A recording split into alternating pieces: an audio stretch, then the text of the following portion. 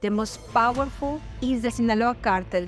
Almost the 70% of the world is infected by this cartel. The dark underworld of organized crime has always operated like untouchable overlords, ruling above both civilians and law enforcement with fear and intimidation. But some of them have learned that messing with the wrong people can have deadly consequences. From the brave farmer who single-handedly took out cartel members invading his property, to the women of Cheran who chased away the criminal group with sticks and stones, these are the times drug cartels bit off more than they could chew. Hipolito Mora. Some are destined for greatness, while others are forged by the fires of circumstance. Such was the story of Hipolito Mora, a key figure in the Mexican vigilante movement that arose in response to the violent domination of criminal organizations, specifically the Knights Templar cartel. Born in La Ruana, Michoacán, Mexico, Mora was a lime grower who witnessed firsthand the brutal extortion and violence inflicted on his community by drug cartels.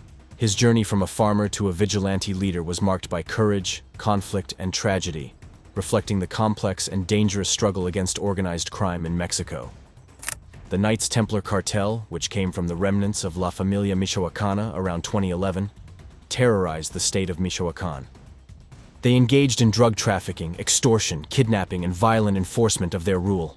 For farmers like Mora, life became unbearable due to the cartel's demands for protection money and the constant threats of violence.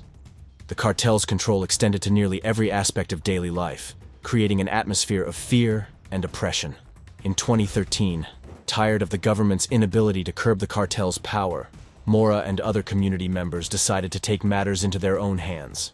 They formed self-defense groups, also known as auto defenses. These groups were composed mainly of local farmers and residents who armed themselves to protect their families and communities from the Knights Templar. Mora, being the bravest, became the prominent leader in this movement, advocating for community self-defense and rallying support. His group, based in La Ruana, became one of the most organized and effective in the region. They not only fought against the cartel, but also set up checkpoints and patrolled the area to ensure safety and order. The confrontation between the self-defense groups and the Knights Templar was intense and bloody. The auto defenses, including Mora's group, managed to reclaim territory from the cartel, disrupting their operations and weakening their grip on the region. This success, however, came at a high cost. Clashes between the two sides often resulted in deaths and injuries, and the violence affected many innocent people caught in the crossfire. Mora's efforts garnered both praise and criticism. Many saw him as a hero who stood up against the tyranny of the cartel, while others were wary of the vigilante justice and the potential for abuses by the self-defense groups. The Mexican government was initially supportive of the auto defenses, even integrating some into official rural police forces. But tensions and mistrust persisted. Like many other organized sectors or organizations, as the movement grew, internal conflicts began to surface. Different factions within the self-defense groups had varying agendas and methods, leading to disputes and fragmentation. Mora himself was not immune to these conflicts. In March 2014, he was arrested on charges related to a violent confrontation between his group and a rival faction led by Luis Antonio Torres, also known as El Americano. The clash had resulted in several deaths, and Mora was accused of masterminding the attacks. However, he would later be released due to lack of evidence. The life of Hipolito Mora came to a tragic end on June 29, 2023, when he was ambushed and killed in La Ruana by gunmen. The unidentified gunmen cut off the vehicles containing Mora and his bodyguards, opened fire, and set Mora's vehicle on fire.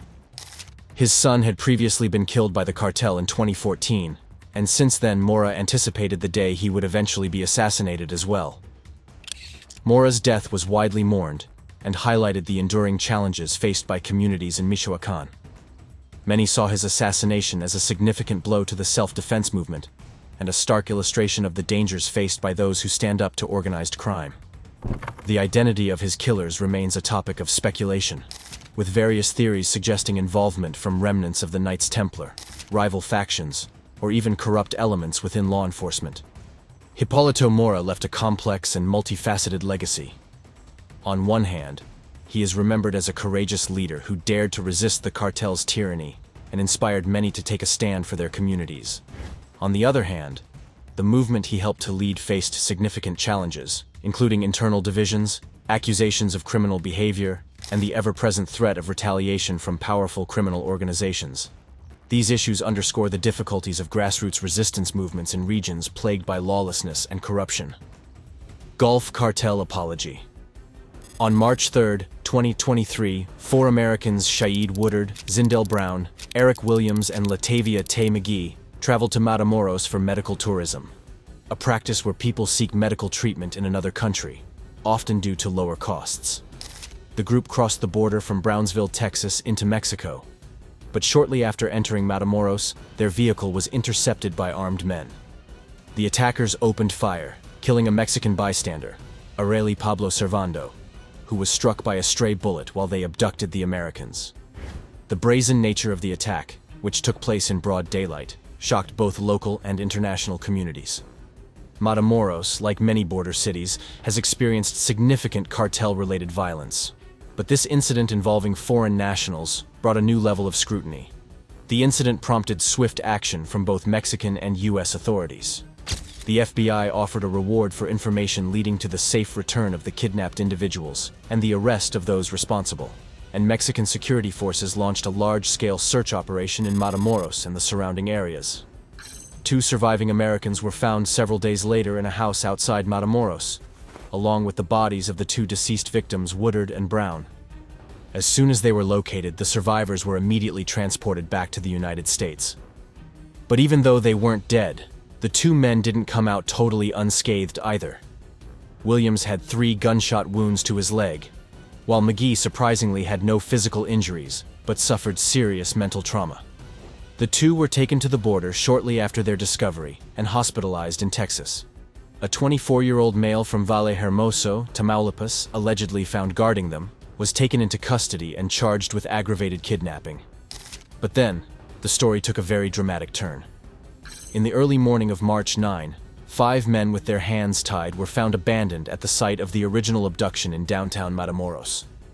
An accompanying message from the Grupo Escorpion faction of the Gulf Cartel identified them as the perpetrators and extended an apology to the families of the victims on both sides of the border and to the people of Matamoros in general. The 5 were charged by the State Prosecution Service with aggravated kidnapping and homicide. Officials said they were likely mistaken for Haitian drug smugglers. The Gulf Cartel also issued an apology for the incident in a letter that was circulated by Mexican media, in which the cartel expressed regret over the kidnapping and murders. The letter stated that the actions of the individuals involved were against the cartel's principles and rules. It went on to explain that those responsible had acted on their own and without the authorization of the cartel leadership. The letter also mentioned that the cartel had handed over the 5 men responsible for the attack to local authorities. Photos circulated showing the 5 men bound and left on the street, accompanied by the letter of apology. For the families of the victims, the apology offered little solace. The incident left a lasting impact on their lives, and they continue to seek justice and answers. The broader issue of cartel violence remains a critical challenge for both Mexico and the United States, requiring ongoing cooperation and efforts to address the root causes of the drug trade and related criminal activities. Manuel Fidel Torres Felix. This is what happens when a drug lord's son gets killed and succumbs to rage. Manuel Fidel Torres Felix, often known by his nickname El M1 or El Ondeado, was a prominent figure in the Mexican drug trafficking scene. His life was marked by violence, power struggles, and a deep involvement in the criminal underworld. During his lifetime, the drug lord was a key member of the Sinaloa Cartel, one of the most powerful drug trafficking organizations in the world. This is his story. Manuel Torres Felix was born on February 28, 1958, in Cosala, Sinaloa, Mexico. His early life was largely unremarkable, typical of many in the rural regions of Mexico where opportunities were scarce and the allure of the drug trade was strong. The Sinaloa region, known for its rugged terrain and remote areas, has long been a hub for drug production and trafficking, providing a fertile ground for those seeking to make a name in the illicit drug industry. Torres Felix entered the world of organized crime through his familial connections. His younger brother, Javier Torres Felix, also known as LJT, was already an established figure in the Sinaloa cartel, Torres Felix quickly proved his worth and rose through the ranks, eventually becoming a trusted lieutenant of Joaquin El Chapo Guzman, the infamous leader of the Sinaloa cartel. He also worked with Ovidio Guzman Lopez, the son of Joaquin Guzman Loera, Mexico's former most wanted man, and oversaw drug trafficking shipments coming in from South America into Mexico under the tutelage of Ismael Zambada Garcia. Manuel Torres Felix played a crucial role in the cartel's operations, particularly in ensuring the security and enforcement of the cartel's interests.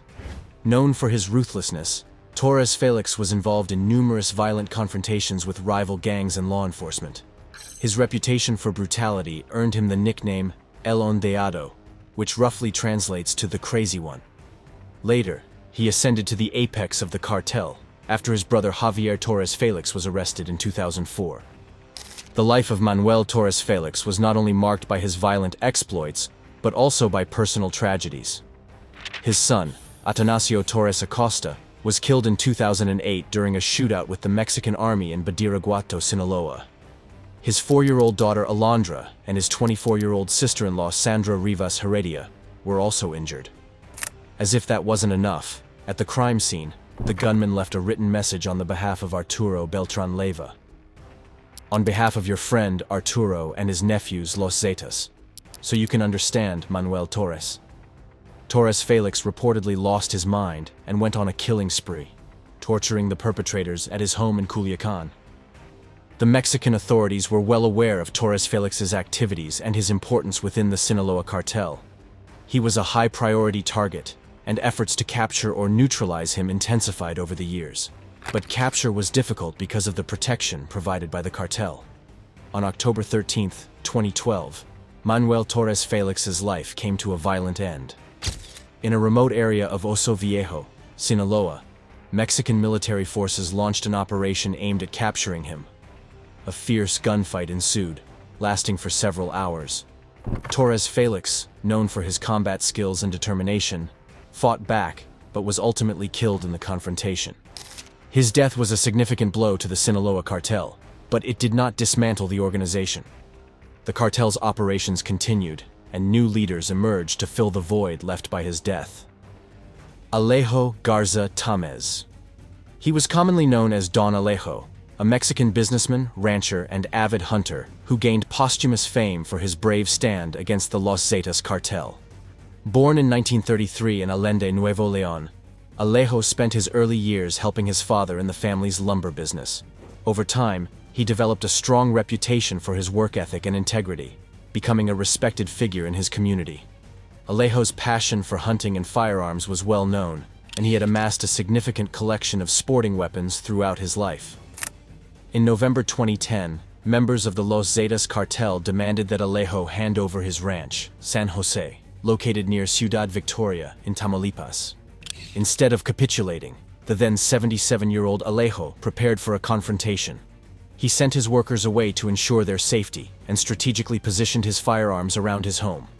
When the cartel arrived, expecting an easy takeover, they were met with fierce resistance. Alejo, using his knowledge and skills as a marksman, managed to kill 4 and injure 2 of the attackers before succumbing to his injuries from gunfire and grenade shrapnel. The aftermath of the siege saw the Mexican Marines discovering Alejo's lifeless body inside his bullet-riddled house, surrounded by the weapons he used in his defense. His actions earned him widespread admiration and turned him into a symbol of resistance against organized crime. Despite the significant media coverage and public outcry, no formal investigation into his death or the cartel's involvement was pursued by the authorities.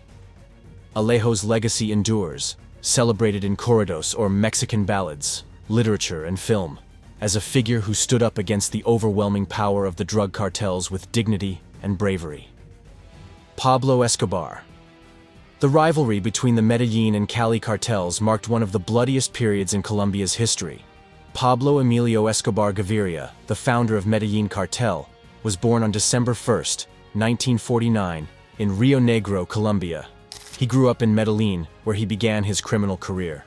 From a young age, Escobar was involved in petty crime, including stealing tombstones to resell them. His ambitions, however, were far greater than petty theft. By the 1970s, Escobar had entered the cocaine trade, which was beginning to boom. He founded the Medellin Cartel and quickly became one of the wealthiest and most powerful drug lords in history. The Medellin Cartel controlled a vast network that smuggled cocaine into the United States and other countries. At its peak, the cartel was making upwards of $70 million a day. Yes, you heard that right. Escobar's power was not just economic, but also political. He used his immense wealth to bribe officials and gain favor with the local population.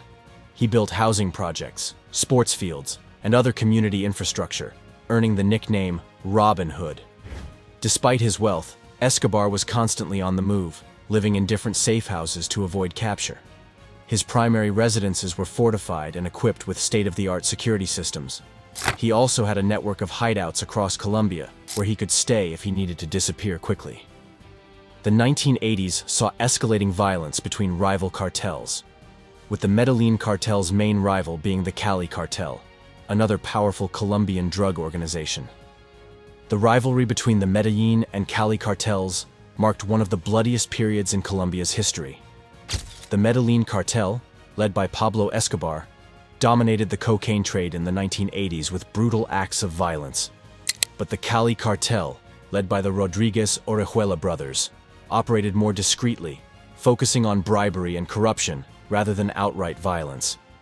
The conflict escalated in the late 1980s and early 1990s. The Medellin Cartel employed extreme violence and terror tactics, including bombings and assassinations, to maintain control. The Cali Cartel used a more calculated approach, infiltrating the Colombian government and law enforcement to weaken the Medellin Cartel's influence. This rivalry resulted in significant losses on both sides. Thousands of lives were lost, including innocent civilians caught in the crossfire. The violence destabilized Colombia, making it the murder capital of the world during this period. Escobar also faced opposition from the Colombian government and the United States. The U.S. launched a massive campaign against the Medellin Cartel, involving the DEA, FBI, and CIA. The Colombian government, under pressure from the U.S., intensified its efforts to capture Escobar. This included the formation of special police units and collaboration with rival cartels. Escobar's violence extended beyond his rivals. He was responsible for the deaths of thousands, including politicians, judges, journalists, and ordinary citizens. His ruthless tactics included bombing Avianca Flight 203 in 1989, which killed 107 people, and orchestrating the bombing of the DES building in Bogotá, which killed over 50 people. In 1991, facing immense pressure, Escobar struck a deal with the Colombian government. He agreed to surrender and serve a 5-year prison sentence, but with a catch. He would build his own prison. La Catedral, as it was called, was more of a luxury resort than a prison. It included a nightclub, a football pitch, a bar, a jacuzzi, and waterfalls. Escobar continued to run his empire from inside La Catedral, but soon Escobar's continued criminal activities from within the prison became too blatant to ignore. In July 1992, when it became clear that Escobar was still operating his cartel from the prison, the government attempted to move him to a standard prison. Escobar escaped before the transfer could take place, leading to a massive manhunt. The Colombian government, now aided by the U.S., ramped up efforts to capture him. The hunt was led by a special unit called the Search Block, a task force created specifically to capture or kill Escobar. The Search Block was composed of elite Colombian police and military forces, with significant support from the DEA. The Search Block faced numerous challenges, including Escobar's continued influence and his ability to disappear. He moved frequently, staying in safe houses provided by loyalists. Despite his evasion tactics, his support network began to crumble as the Search Block intensified their operations, and as rival cartels, particularly the Cali Cartel, collaborated with authorities to eliminate him. On December 2, 1993, a day after his 44th birthday, Escobar's luck ran out. The Search Block tracked him down to a house in a middle-class neighborhood in Medellin. A firefight ensued when Escobar attempted to escape across the rooftops before he was shot and killed by Colombian National Police. The exact details of his death remain somewhat controversial, with some claiming he was executed rather than killed in a shootout. Tamaulipas. In a significant clash near the U.S. border, Mexican troops killed 12 suspected cartel members in the northeastern state of Tamaulipas. This incident occurred on February 18, 2024, in the Miguel Alemán municipality, a region notorious for drug trafficking activities. According to reports, soldiers from the Secretariat of National Defense, or SEDENA, were patrolling the area when they were ambushed by armed assailants hiding in the bush. The soldiers responded to the attack, leading to a fierce gunfight that resulted in the deaths of the alleged criminals. The confrontation underscores the persistent violence plaguing Tamaulipas, a state frequently affected by cartel conflicts. In the wake of the chaos and violence, soldiers involved in the shootout seized an arsenal of 12 long weapons, various cartridges, and magazines from the assailants. This area, particularly Miguel Alemán, is a hotspot for criminal activity involving major drug trafficking organizations, such as the Northeast Cartel and the Gulf Cartel. This incident is part of a broader pattern of violence in Tamaulipas. For instance, in September 2023, a shootout on a bridge between Miguel Alemán and Roma, Texas, left several U.S. nationals injured. Also, in July 2023, the bodies of 27 people were discovered in nearby Reynosa, a big proof to the brutal nature of cartel operations in the region. The Mexican government's crackdown on these cartels has led to numerous violent confrontations. Despite significant efforts to curb the influence of these criminal organizations, the cartels continue to pose a formidable challenge to both local authorities and border security operations. This latest clash near the Texas border highlights the ongoing struggle between Mexican security forces and powerful drug cartels, a conflict that continues to result in significant casualties and underscores the volatile security situation in border regions. Women of Cheran. Cheran is primarily inhabited by the Purepecha people, and for many years, the town faced severe threats from illegal loggers, who were often backed by the Familia Michoacana cartel. These loggers were devastating the local forests, which are vital to the Purepecha way of life and environmental sustainability. The cartel not only supported these illegal activities, but also extorted money from the townspeople and spread violence and fear throughout the community. By 2011, the situation had become dire. The local government and law enforcement were either complicit or powerless against the cartel's influence. Since the cartels were considered untouchable, the community felt increasingly vulnerable and abandoned. It was during this time of crisis that the women of Cheran decided to take action. On April 15, 2011, a group of women, fed up with the ongoing destruction and violence, organized a protest. They set up barricades at the entrances to the town, using logs, rocks, and burning tires to block access. These courageous women were armed with nothing more than sticks and stones, but their resolve was unwavering. They rang the church bells to alert the community, and soon, the entire town joined in the uprising. The women's leadership was crucial in this initial phase of resistance. They confronted the loggers directly, capturing several of them, and sending a clear message that the community would no longer tolerate their presence. The uprising quickly escalated into a broader movement for self-defense and self-governance. The people of Cheran established a system of communal self-defense, creating local patrols and checkpoints to protect their town. They also expelled the corrupt local authorities and instituted a traditional form of self-government based on their indigenous customs, known as the Quinchecua system. This new governance structure prioritized community decision-making and environmental stewardship. Throughout this process, the women of Cheran played a central role. They were involved in organizing the patrols, providing logistical support, and maintaining the morale of the community. Their leadership was instrumental in sustaining the movement and ensuring its success. The fight against the Familia Michoacana was not without its challenges. The cartel retaliated with threats and violence, attempting to regain control over the region. The unity and determination of the Cheran community, bolstered by the leadership of its women, proved resilient. Over time, the community's self-defense measures and governance reforms significantly reduced the influence of the cartel. The success of Cheran has been an inspiration to other indigenous and rural communities in Mexico and beyond, as it demonstrates the power of collective action and the vital role of women in grassroots movements. It also highlights the importance of cultural identity and traditional practices in fostering community resilience. Today, Cheran is seen as a model of self-governance and environmental conservation. The forests have begun to recover, and the community enjoys greater safety and autonomy. The women of Cheran, through their courage and leadership, have left a lasting legacy that continues to empower future generations. Residents of Texcaltitan. The history of the town of Texcaltitan, especially its entanglement with the violent conflicts involving La Familia Michoacana, is a dramatic display that reveals much about the broader dynamics of drug cartels and local communities in Mexico.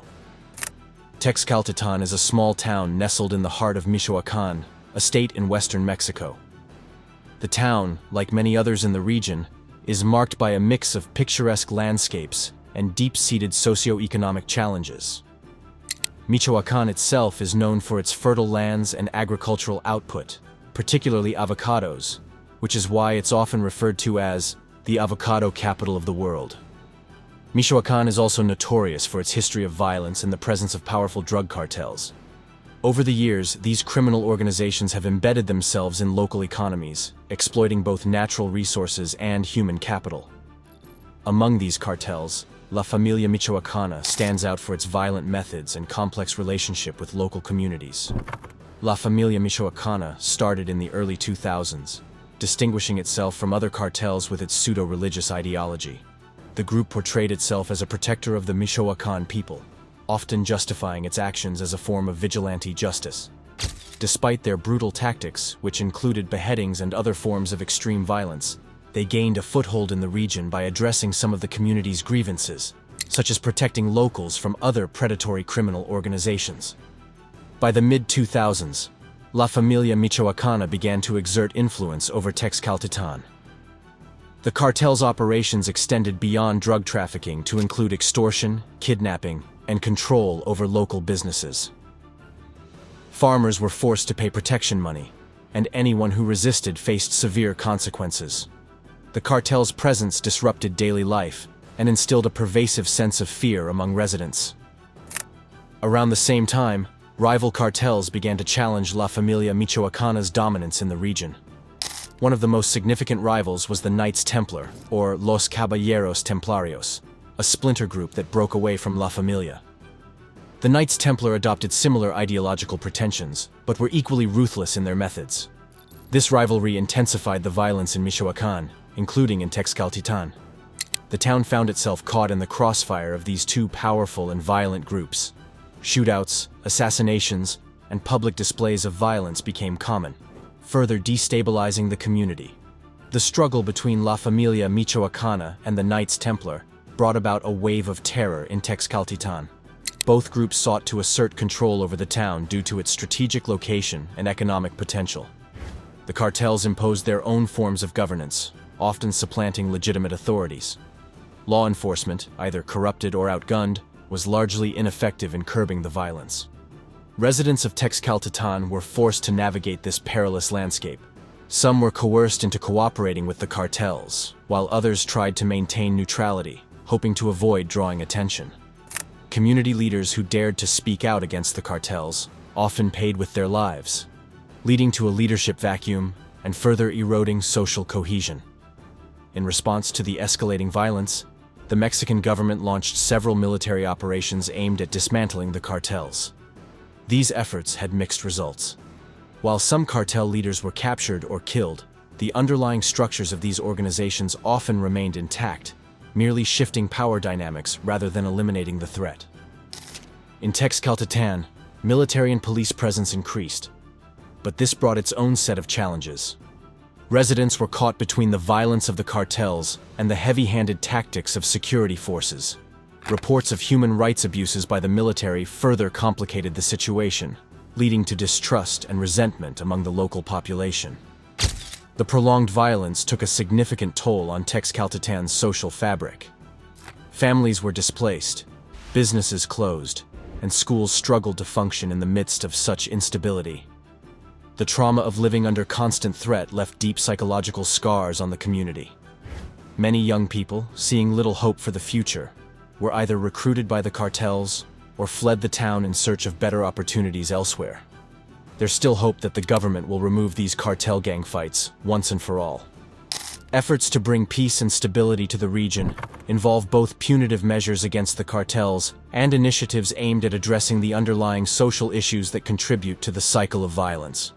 These include providing economic opportunities, improving education, and enhancing community policing to rebuild trust between residents and law enforcement. Thank you for watching this video. See you in the next one.